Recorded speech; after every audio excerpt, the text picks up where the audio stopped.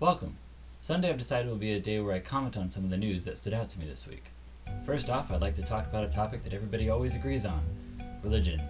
While I'm not going to talk about religion itself, the story has to do with the ongoing ramifications of the child abuse and subsequent cover-up constituted by the Catholic Church. The part of the article I'm specifically interested in is the part with Cardinal Roger Mahoney, and though he's already been removed from his local areas, he still plans on voting for the new pope, which many people are very much not happy about. Even more specifically, what I'm interested in is something that he said in regards to the people that are angry at him for his role in the cover-up. To quote him, "I could understand the depth of their anger and outrage at me, at the church, about the injustices that swirl around us.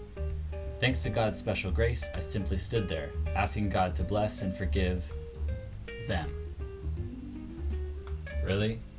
Them? I know anger is supposed to be one of the 7 deadly sins, but I still think it's less of a sin than, protecting those and enabling those who abuse children. Maybe asking God to forgive you, Cardinal Mahoney, is a better idea, at least when you're talking to the press. The second story comes from former Utah Governor John Huntsman, who recently came out openly in support of gay marriage in his article, "Marriage Equality is a Conservative Cause," posted in the American Conservative. Personally, I think it would be better titled "Marriage Equality is a Human Cause," but anyway, a great quote from him in the article is, "I've been married for 29 years. My marriage has been the greatest joy of my life. There's nothing conservative about denying other Americans the ability to forge that same relationship with the person they love. Marriage is not an issue that people rationalize through the abstract lens of the law. Rather, it is something understood emotionally through one's own experience with family, neighbors, and friends." It's a great thing to hear from a prominent Republican, especially a former and possibly future presidential candidate.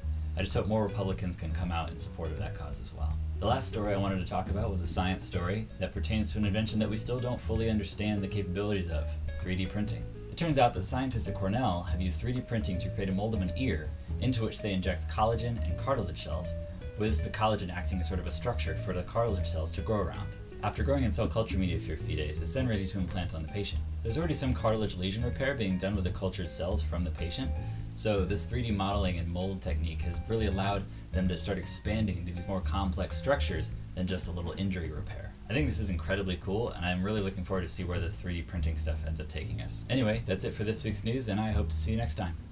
See ya!